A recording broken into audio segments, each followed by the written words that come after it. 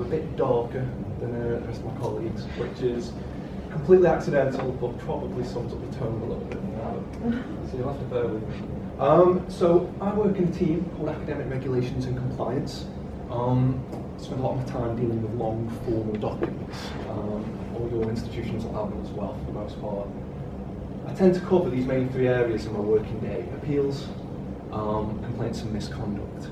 Appeals tend to be like what Rach talked about, when a student feels that something's gone wrong at the time of their assessment. Maybe they've been ill or they've had some kind of accident or family or something. I deal with that. I deal with complaints when students aren't happy. And the main thing I'm talking about today is that misconduct. That's an image I put in because I wanted to capture somebody looking a little frustrated, because that's when I tend to see students, when one of these things has gone on and something hasn't gone quite right. I think it sums it up all right, but I did notice this morning when I was going over these slides that this guy's laptop makes absolutely no sense. It's because the screen, if it was to shut, would be out there. So I can only assume that's why he's so angry. He's bought a stupid laptop. So, what is academic misconduct? Again, you'll be familiar with it, but our regulations, it's quite a lengthy document, but we can summarise it as an attempt by a student to gain an unfair advantage in an assessment. We go to break it down even more with all these different types of misconduct, and I'm not going to dwell on them, we'll go over all of them. But what we do see quite a lot here, plagiarism, so copying from an internet source and not crediting it, or a friend or whatever. Falsification of data, so students saying, oh yeah, I've filled in 100 questionnaires, I've got 100 questionnaires back, and they've sat and done them all themselves. And collusion, where two students work together when they shouldn't. So we tend to see those quite a bit. Outside of those different categories, we have these three levels of misconduct that we classify everything as. So if a student found guilty of misconduct, it either falls into minor, being the least severe, major, or gross. If it's gross, it comes to my team in my office, because these other two are dealt with within the faculties and they're a bit more low-key. Gross is really serious for the reasons that I'll explain next. So, if we find a student guilty of gross misconduct, immediately they fail the module. Even if it's just one small assignment on the module, if they've committed gross misconduct on it, they're off that module. It's a failure. We'll then make the decision whether to give them another go at it or not. So, dependent on what decision is made, and dependent on where the student is in their journey through their different levels of their degree, it can have serious ramifications on what they actually get and if they get anything at all. We also have this extra clause as well, where if a student gets 2 cases of gross misconduct, they're immediately off their award. No further digging is done into it. So that obviously has an impact on the student's career, and it obviously has an impact on us as well. We want students to engage with every single level and come out the other end with a good degree. We don't want to be kicking students off early in their degree. So it would help if we could do something to fix that. Sorry, I just want to show you this now, because this is important. For the 3 different categories of misconduct, minor, major and gross, we've got these guidelines for how we classify it. I'm not going to dwell on all these, but for example, minor, we would consider something minor if 20% or less was similar to another source without being credited. Whereas on the other end of the scale, we've got gross. If something is 50% or more similar, we'll consider it as gross. But what is interesting are these 2 parts here. And what that means is, for example, it says here, record of minor misconduct. What it means is if a student is found guilty of minor misconduct, and then they do the exact same thing again, it'd be considered the next time as major because they've already got minor. Same with gross as well. If a student has major and they commit misconduct again, even if it was only small misconduct, it'd be upgraded to gross because they've got this history. So if a student doesn't learn early on what they're doing, if they learn to not make these mistakes over and over again, they can quickly find themselves in a situation where this is escalated and they're in trouble. This is where I've stepped in, and I'm trying to develop now a solution to this. And what we're looking at today is a form of an online module. It's very much in development at the minute, so I can show you what I've done so far, but hopefully we're going to roll this out by September 2016. So this module is centrally developed and administrated. Every case of misconduct that happens in the university, minor, major or gross, is going to come through my team. We record all the information about that misconduct, so what level, what they actually did. And it's a requirement now that any student who gets any level of misconduct has to sit on this module. And the whole point of it is try to educate them at a minor offence. So when they first get that minor misconduct on their record, if we can grab them at that point and educate them on why they did what they did wrong and why they shouldn't do it, hopefully we can stop that escalation and students ending up worse off than they need to be. So the module's had a trial run. Started running it in January 2015 with one of our faculties, the Computing Engineering and Sciences faculty. We've got 4, and this is quite a big one. We started with a CES, as we call it, because they had they had over double the amount of academic misconducts compared to the other faculties, arts, business and health. Since January, I've enrolled 99 students on the module, and then only 1 has actually gone and re-offended and committed misconduct. And they only did that a few months ago. Prior to that, I used to be able to say, nobody commits misconduct again. Once he'd been on the module, then one guy went and ruined it for me. So, you know, yeah, he's dead now. I buried him. But we had really good feedback from the faculty from CES. They were impressed with it. So the aim now is to roll it out across the university. What I'm doing at the minute is I've got to change the framework, like the technological side of it behind the scenes, because students were being enrolled in an ad hoc manner with CES. I need to work on some of the student systems, and I'm working closely with the student systems team to get it so students can all the students across the university can enroll on this module when they need to. I'm briefing key staff across the university to make sure that they're aware of the content of the module and where it fits into the student journey. And also we're getting the module in the key university regulations, because at the minute it isn't. It's more of a recommendation that they do it, and if they don't, we can't really enforce it. That's going to change next academic year from September. If they're guilty of academic misconduct, they will need to do the module. Otherwise, it will be recorded on their profile. What does that mean? Sorry. So if it's next year, so you've got that bit more of a sledgehammer. So what do you mean it'll be recorded on their profile? So if they were to commit academic misconduct again, we'd be able to see that they've actually sat the module and engaged with it or not. And that would have an impact on the sanctions.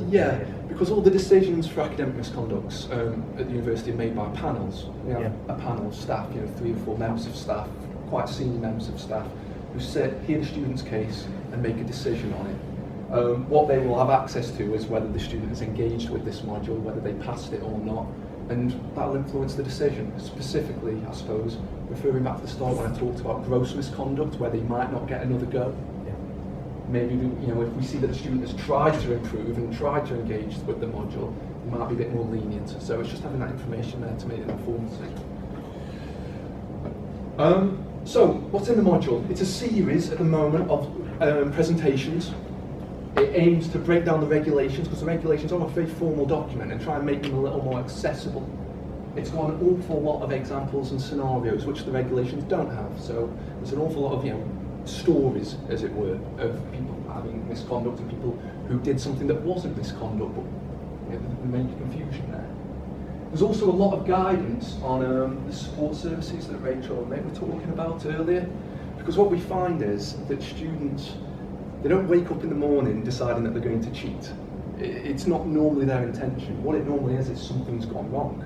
So they've either got really poor time management, or they've been poorly, and instead of actually engaging with what Rach can offer and Mick, they just download something off the internet and submit it because they panic. So there's advice on that to try and get them engaged with the proper university support systems, which we've got an awful lot of and they're very robust. At the end of the module, so they engage with it for 4 weeks. It's e-learning, distance learning, and they've got 4 weeks to complete the test at the end. Now, it's not particularly onerous. They can sit the test, they can try it as many times as they want. There's a big question pool, and it can pull 10 questions from a large pool. And the aim isn't to sort of fail them, it's to just make sure that they can sit this, and they need to get 80%. And so if they don't get it, they can try again. And it gives feedback on where they went wrong as well. So it's very much there to educate them as opposed to punish them. There's a screenshot of a slide. I put a slide within my slide, so that's one of the slides that's in the module. I won't dwell on that one though. Just a quick screenshot of the multiple choice test. So the question there, do not need to reference, and then they would pick one. The answer, in case you didn't know, is commonly known facts. You don't need to reference that water's wet or gravity pulls you down or whatever. That's known. The other ones you would need to reference those newspaper articles, etc. The module also pulls together all the stuff we do around the university. We've got a study skills team that work within the library, and they've got their own guidance. But what we can sometimes find is that the students who will go and engage with that very well might be the students who don't need it because they're sort of proactively seeking the help. So what we've got here is it's more like a collection, a resource collection of all the different guides we have around the university. So again, that's from Study Skills. And then we've got our own student union as well, and they present the regulations. They have their own guidance, and it's written very much by students for students. So it's maybe more accessible again than our very dry regulations. But we link to that and bring it all together. So in summary, it's an e-learning central module, and what the benefit to us is we're building up a really good database of what students are doing wrong. We can see at a glance now that, for example, if one particular module has got a lot of students who are getting caught up for academic misconduct, and that means that we can then proactively get the study skills team approach that module tutor and say, we notice there's a problem here, is there anything we can come and help you with? By September, hopefully we'll have all the content fleshed out, all the students will be ready to be enrolled on it who need to be enrolled on it, and we can start expanding the access. I've talked about maybe developing an app for it further down the line so people can access it on the phones whenever, and also maybe making some of it available to students who haven't committed misconduct at the very beginning. But we do a lot of good work at the start anyway, with all the faculties putting a lot of time explaining what misconduct is at the start when students come. The intention of this is to catch them when they first do that first thing wrong, because they might start paying attention and maybe we can educate them a bit more. That's everything from me. Any questions? How many people are working on this? Me. Just you? At the moment. So the way that it started off very small, just me in my spare time for the most part, and with a few hours every now and then. More people are going to have to come on board to roll it out to the wider university.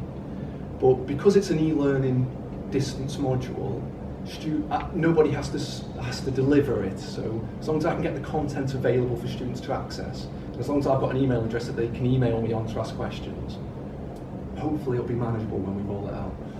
Yeah, mine's a follow-up to that. So I guess it was about the rollout of it. Because at the moment, you can give it to a student. I suppose it's the context and the understanding. So what's the thinking about that wider rollout?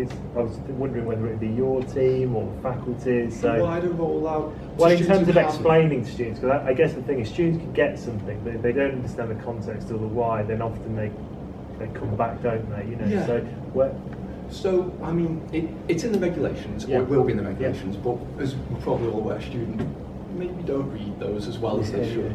But what we do have is when students are found guilty of misconduct, we do write to them formally.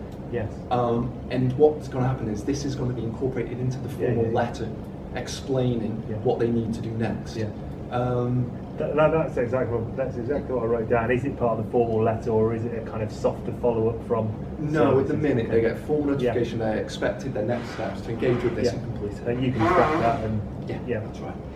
But via a different route, they might well end up in our lap as well. Yeah, quite. Yeah, because a member of staff or a personal tutor might well get in touch with Rachel or with me or with Janine or somebody else and say, so-and-so's having a bit of a nightmare.